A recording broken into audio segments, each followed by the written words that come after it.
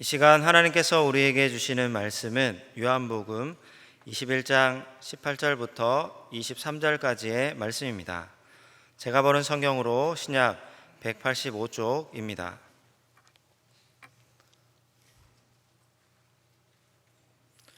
하나님의 말씀을 봉독하겠습니다. 내가 진실로 진실로 네게 이르노니 내가 젊어서는 스스로 띠띠고 원하는 곳으로 다녔거니와 늙어서는 내 팔을 벌리리니 남이 내게 띠띠우고 원하지 아니하는 곳으로 데려가리라. 이 말씀을 하심은 베드로가 어떠한 죽음으로 하나님께 영광을 돌릴 것을 가리키심이로라. 이 말씀을 하시고 베드로에게 이르시되 나를 따르라 하시니 베드로가 돌이켜 예수께서 사랑하시는 그 제자가 따르는 것을 보니 그는 만찬석에서 예수의 품에 의지하여 주님을 파는 자가 누구오니까 묻던 자더라. 이에 베드로가 그를 보고 예수께 여짜오되 주님, 이 사람은 어떻게 되겠사옵나이까? 예수께서 이르시되 내가 올 때까지 그를 머물게 하고자 할지라도 내게 무슨 상관이냐? 너는 나를 따르라 하시더라. 이 말씀이 형제들에게 나가서 그 제자는 죽지 아니하겠다 하였으나 예수의 말씀은 그가 죽지 않겠다 하신 것이 아니라 내가 올 때까지 그를 머물게 하고자 할지라도 내게 무슨 상관이냐 하신 것이로라. 아멘. 그동안 복음서에 나오는 예수님의 질문을 오늘까지 20주에 걸쳐서 살펴보면서 질문의 의미와 우리에게 주시는 메시지를 함께 깨달아 보았습니다. 예수님의 질문 속에 예수님이 말씀하시고자 하시는 그 깊은 뜻과 계획을 깨닫고 배웠습니다. 예수님의 질문에 대한 또 대답을 통해서 우리는 신앙을 점검하고 또 결단하는 기회를 가졌습니다. 그리고 질문과 대답 속에 담긴 복음적 신앙생활에 대한 중요한 가르침을 배워서 예수님을 따르는 그 제자의 삶을 살고자 하는 마음으로 말씀을 들었습니다. 오늘은 예수님의 질문으로 깨닫고 점검하는, 신앙을 점검하는 마지막 설교입니다. 오늘 본문은 지난주 본문과 연결되어 있습니다. 부활하신 예수님께서 갈릴리 바다에 다시 고기를 잡으러 간 베드로와 제자들을 찾아오셔서 말씀하셨죠. 예수님은 예수님을 3번씩이나 모른다고 부인한 베드로에게 3번씩이나 내가 나를 사랑하느냐고 물으셨습니다. 이에 베드로는 예수님에 대한 사랑을 고백했죠. 그래서 사랑을 회복한 베드로에게 예수님은 내 양을 먹이라, 내 양을 치라, 내 양을 먹이라고 하시면서 사명을 주셨습니다. 그러면서 베드로가 받은 사명을 감당하다가 어떻게 죽을 것인가를 말씀하셨습니다. 본문 18절입니다. 내가 진실로 진실로 내게 이르노니 내가 젊어서는 스스로 띠띠고 원하는 곳으로 다녔거니와 늙어서는 내 팔을 벌리리니 남이 내게 띠띠우고 원하지 아니하는 곳으로 데려가리라. 예수님은 베드로가 어떤 죽음으로 하나님께 영광을 돌릴 것인가를 말씀하셨습니다. 19절 상반절이죠. 이 말씀을 하시면 베드로가 어떠한 죽음으로 하나님께 영광을 돌릴 것을 가리키심이로라. 십자가형으로 끝날 베드로의 죽음을 그렇게 묘사하셨습니다. 초기 교회 교부인 터툴리아는 이 구절에 대해서 언급하면서 베드로가 팔을 벌리고 십자가에 묶였을 때 남에 의해 띠띠워졌다 그렇게 말하면서 죽었다, 순교를 당했다고 전했습니다. 베드로의 죽음을 목격한 사람들이 전하는 말이죠. 베드로는 예수님께서 자기에게 하신 말씀을 듣고 어떤 죽음이 자기 앞에 놓였는지를 알게 되었습니다. 베드로는 예수님의 그 예언을 결코 잊지 않았습니다. 그래서 사도 베드로는 자신의 두 번째 편지인 베드로 후서 1장 14절에 이는 우리 주 예수 그리스도께서 내게 지시하신 것 같이 나도 나의 장막을 벗어날 것이 임박한 줄을 알미라. 여기서 내게 지시한 것 같이 라는 말은 팔을 벌리고 죽을 것에 대한 예언 언급이고, 나의 장막을 벗어날 것이 임박한 줄 알미라는 죽을 날이 임박한 줄 안다, 그런 말씀입니다. 베드로는 예수님에게서 자신의 앞으로의 그 삶과 죽음에 대해 들은 뒤에 예수님께서 아끼시는 다른 제자에 대해서 그가 어떠한 삶을 살까 궁금해졌습니다. 20절 21절입니다. 베드로가 돌이켜 예수께서 사랑하시는 그 제자가 따르는 것을 보니 그는 만찬석에서 예수의 품에 의지하여 주님을 파는 자가 누구오니까 묻던 자더라. 이에 베드로가 그를 보고 예수께 여짜오되 주님, 이 사람은 어떻게 되겠사옵나이까 물었죠.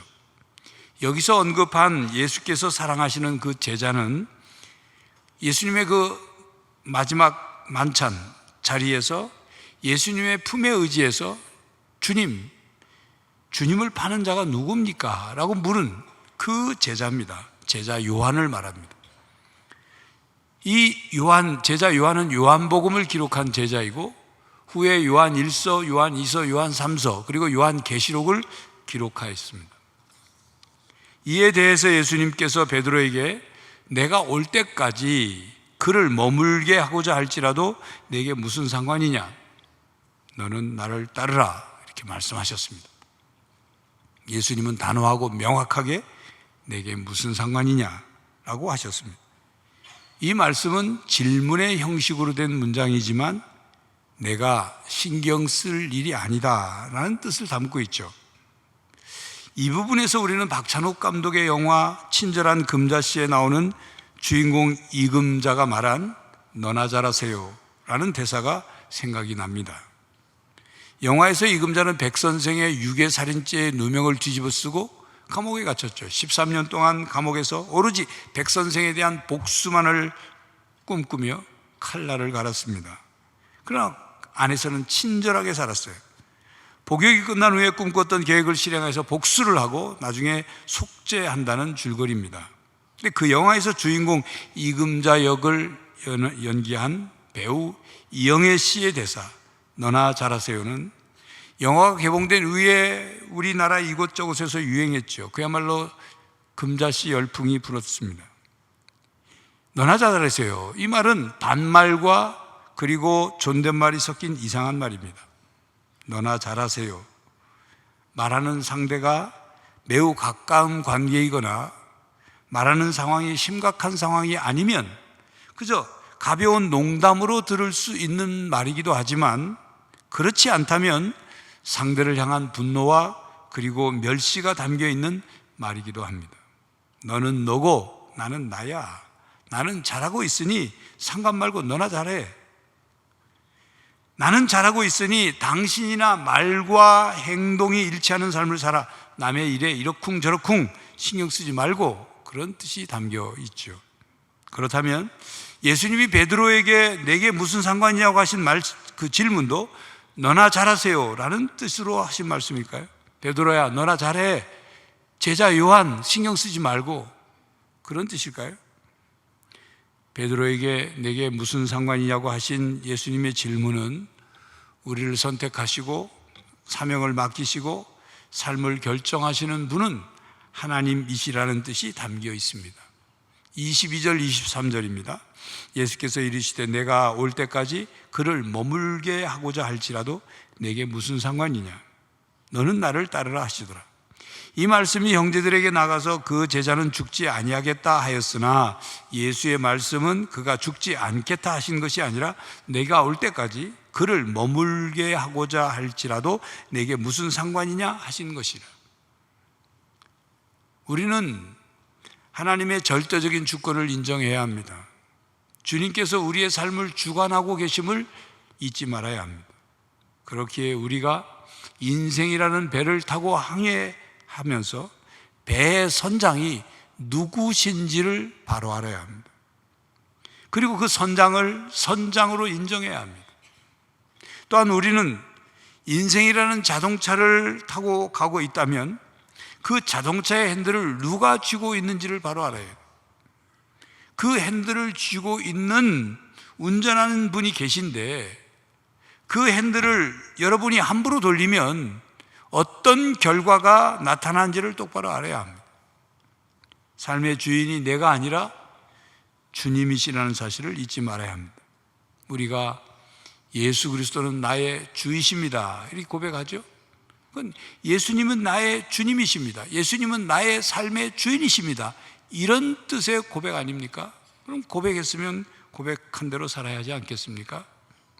성도 여러분, 내 삶을 결정하시고 주관하시는 분은 하나님이심을 인정하고 사시기를 바랍니다. 베드로에게 내게 무슨 상관이냐고 하신 예수님의 질문 속에는 너는 내가 할 일이 있고 그는 그가 할 일이 있다. 너는 너에게 맡겨진 사명을 감당해야 하고 그는 그에게 맡겨진 사명을 감당할 것이다. 내가 사명을 다하고 십자가형의 죽음을 맞이할 것이고 그는 그의 사명을 다하고 그에게 준비된 죽음을 맞이할 것이다 라는 뜻이 담겨 있습니다.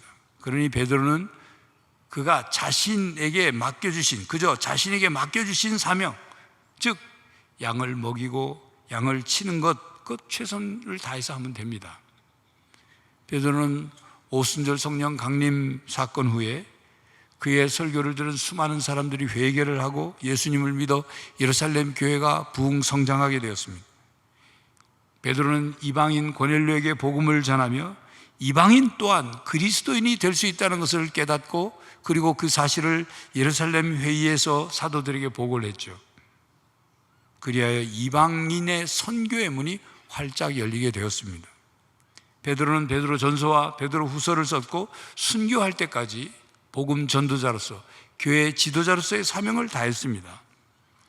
베드로가 그토록 궁금해했던 제자 요한은 비록 살아남았지만 먼 섬으로 유배당했고 다른 종류의 사명을 받았죠. 요한복음과 세 개의 서신과 요한계시록을 썼습니다. 이렇게 베드로와 요한은 주님을 위해 서로 다른 사명을 받았고 그리고 둘 다 각각 받은 사명을 온전히 감당했습니다. 23절에 보면 그곳에 있던 다른 사람들은 제자 요한이 죽지 않았을 것이라고 들었습니다. 예수님께서 하신 말씀의 뜻은 예수님께서 이 세상에 다시 오실 때까지 그를 죽지 않게 할지라도 무슨 상관이냐는 뜻이죠. 그러니까 다른 사람이 살든 죽든 이렇게 죽든 저렇게 죽든 상관하지 말라는 뜻이죠. 그러니까 22절에 내게 무슨 상관이냐, 너는 나를 따르라 하시더라는 말씀은 다른 사람을 신경 쓰지 말고 너는 나를 따르라 하는 말씀입니다. 너는 오직 내 자신에 집중해라. 너는 네가 받은 사명을 온전히 수행하는 것에 집중하라는 뜻입니다. 받은 사명을 감당하면서 주님을 따르면서 다른 사람과 비교하느라, 다른 사람 신경 쓰느라 흔들리거나 이렇게 저렇게 흔들리거나 실족하지 말라는 말입니다. 성도 여러분, 우리는 예수님을 따르며 예수님께 전적으로 순종하고 헌신해야 합니다. 다른 신앙인들과 비교하지 말아야 합니다.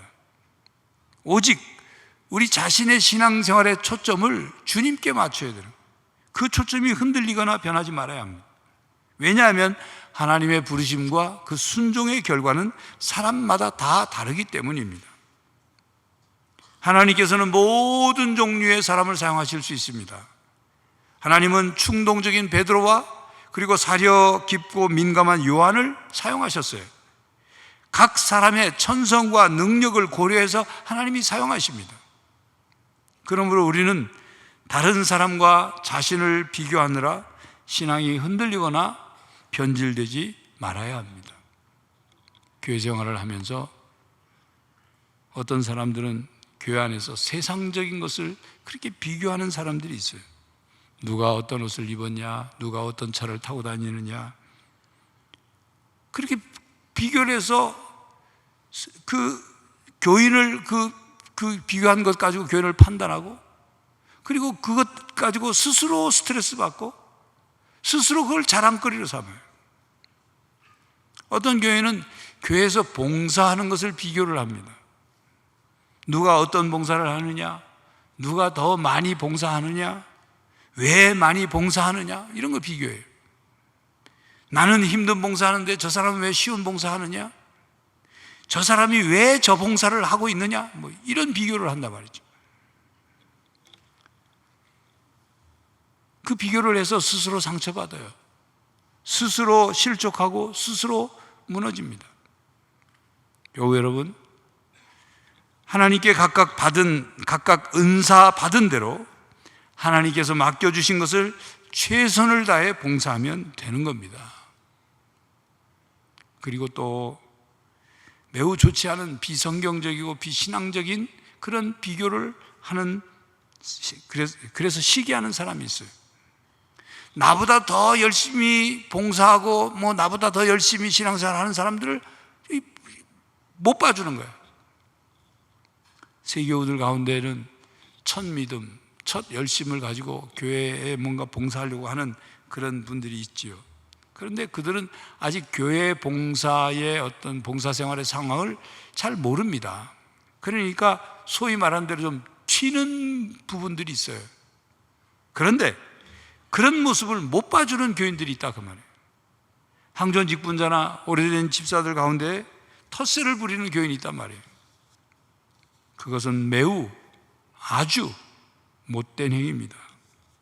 세교우나 새롭게 봉사하는 교인들이 잘 모르면 격려하고 다듬어주고 지도해서 잘할 수 있도록 도와줘야 하는데 반대로 상처를 주거나 엄청난 스트레스를 줍니다.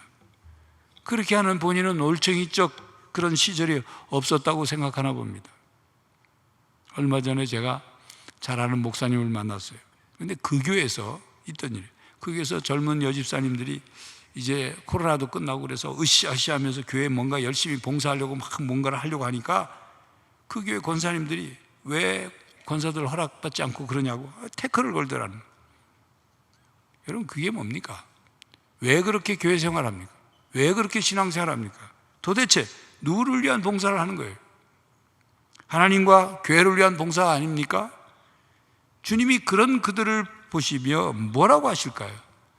좀 부족하거나 허물이 드러나면 잘 권면하고 잘하도록 도와주고 신앙의 모범을 보여야 하는 것 아닙니까? 그게 먼저 된 자의 역할 아니에요? 그게 성숙한 신앙인의 덕이 아니겠습니까? 성도 여러분, 누가 하나님의 사람입니까? 누가 그리스도의 제자입니까? 누가 주님을 위해 섬기는 하나님의 일꾼입니까? 누가 예수님을 사랑하는 사람입니까?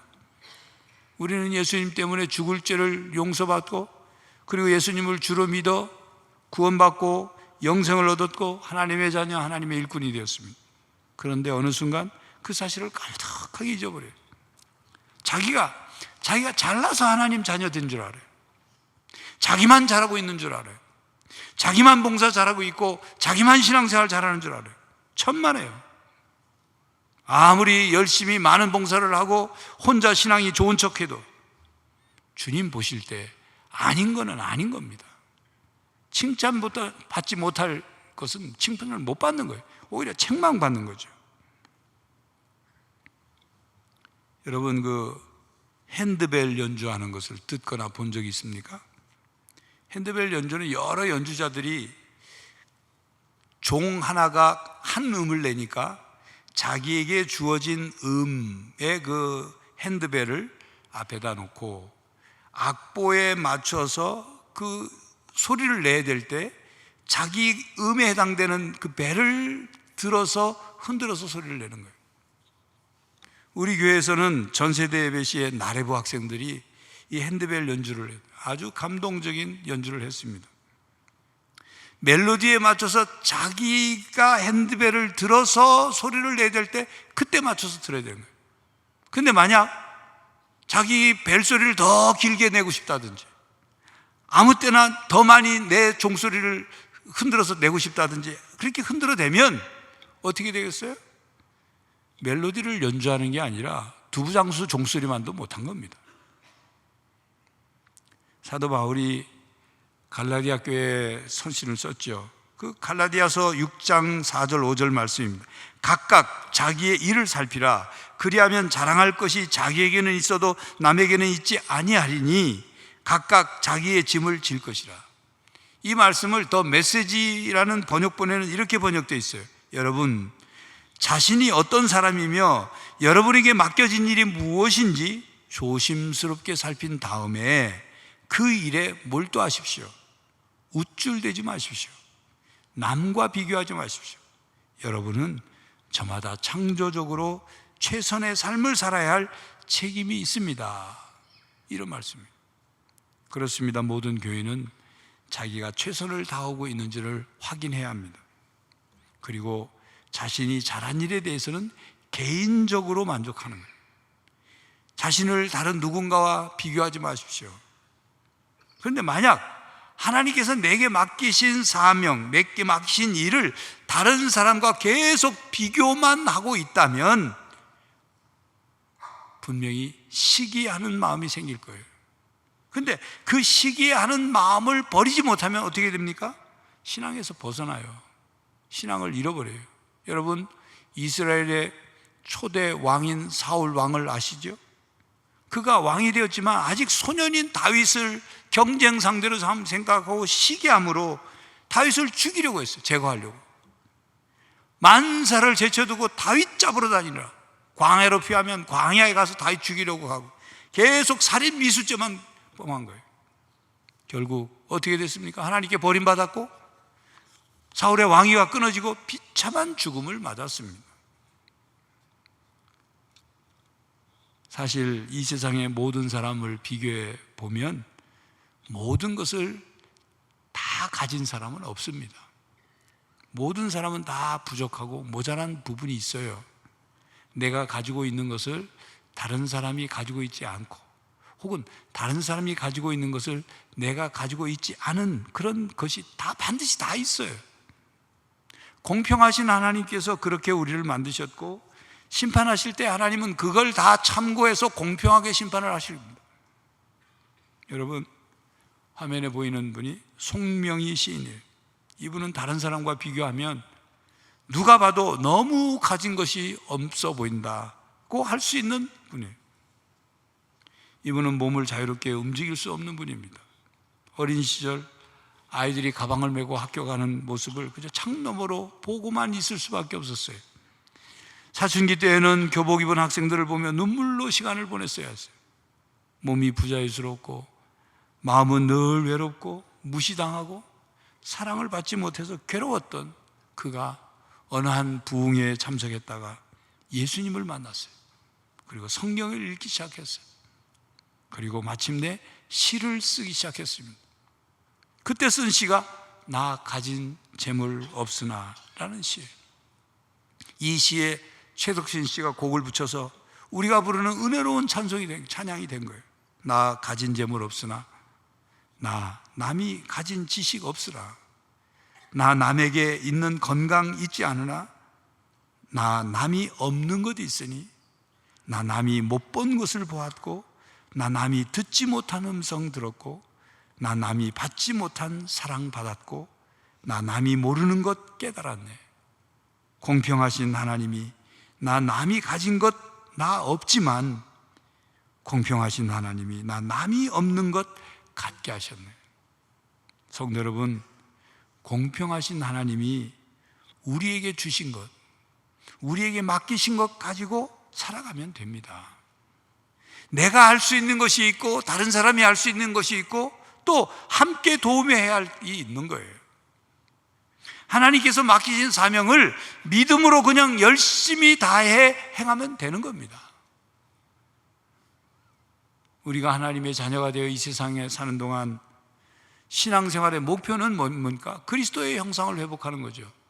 그리스도의 장성한 분량에 이르기까지 자라는 거예요. 다른 말로 말하면 온전한 사람을 이루는 것입니다. 그리고 홀로 서는 것입니다. 우리는 태어날 때부터 각자입니다. 그렇기에 쌍둥이라고 할지라도 똑같지가 않아요. 구원도 각자 신앙 고백을 통해서 구원을 받습니다. 부인이 신앙이 좋으면 남편은 덩달아서 구원받는 그런 거 아닙니다. 부모가 신앙이 좋으면 부모 덕분에 자녀들도 무슨 번들처럼 패키지로 그냥 구원받는 게 아니에요. 각 사람은 이 세상에 태어날 때 하나님께서 계획하신 인생의 청사진을 각각 다르게 가지고 태어났어요. 받은 재능이 각각 다르고, 받은 은사가 각각 다르고, 받은 사명이 각각 다릅니다.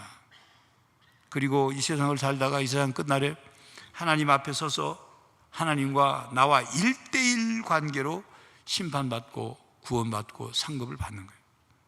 그러므로 무엇보다도 우리는 하나님 앞에, 주님 앞에 홀로 서는 시간을 가져야 돼요. 하나님 앞에서 자신을 들여다보고 하나님을 직면해야 합니다. 하나님 앞에 설 때는 다른 사람과의 관계, 이 세상의 모든 것, 그거 다 내려놓고 오로지 하나님과 나와 1대1 관계에서 교제가 이루어져야 돼요. 그러기에 개인 경건 생활이 중요합니다. 꾸준히 하나님 말씀을 읽고 듣고 묵상하고 하는 그런 큐티 생활이 중요해요. 꾸준히 하나님과 나만의 교제하는 시간, 대화하는 시간, 개인 기도 시간이죠. 그 개인 기도 시간이 필요합니다. 하나님 안에서 홀로 서야 합니다. 성도 여러분, 예수님께서 베드로에게 하신 이 질문의 말씀은 다른 사람에 대해서 전혀 신경 쓰지 마라, 그런 말씀의 뜻이 아닙니다. 다른 사람과 비교하고 다른 사람을 신경 쓰느라 우리의 신앙과 사명이 흔들리지 않기를 바랍니다. 세상 사람들이나 세상의 어떤 것들 때문에 하나님을 향한 신앙, 예수님을 향한 사랑이 흔들리지 않기를 바랍니다. 하나님 앞에 홀로 서는 굳건하고 성숙한 신앙인이 되시기를 간절히 바랍니다. 기도하겠습니다. 하나님, 우리에게 구원을 베풀어 주시고 우리를 사랑해 주시고 우리에게 각각 사명을 주시니 감사합니다. 이 땅을 살아가며 하나님, 다른 사람 비교하느라, 다른 것 비교하느라 우리의 신앙이 흔들리지 않게 하시고 우리를 향한 하나님의 사랑과 우리에게 맡겨주신 사명이 흔들리지 않게 해주시고 어떤 상황과 처지에서도 하나님과 나와 1대1 관계에서 굳건하고 성숙한 신앙인으로 살아가게 하여 주시옵소서. 예수 그리스도의 이름으로 기도하옵나이다. 아멘. 성도 여러분, 하나님께서 우리 모두에게 각각의 사명을 주셨습니다. 다른 사람과 비교하지 말고 열심을 다해 감당하십시오. 언제나 하나님 앞에서 다른 것에 의해 흔들리지 마십시오. 굳건하고 성숙한 신앙인이 되시기를 간절히 바랍니다. 지금은 우리 주 예수 그리스도의 은혜와 하나님 아버지의 사랑과 성령 하나님의 교통하심이 하나님 앞에 굳건하고 성숙한 신앙인이 되고자 다짐하는 모든 성도들과 가정과 삶의 현장 위에 이제로부터 영원히 함께 하시기를 간절히 축원하옵나이다. 아멘.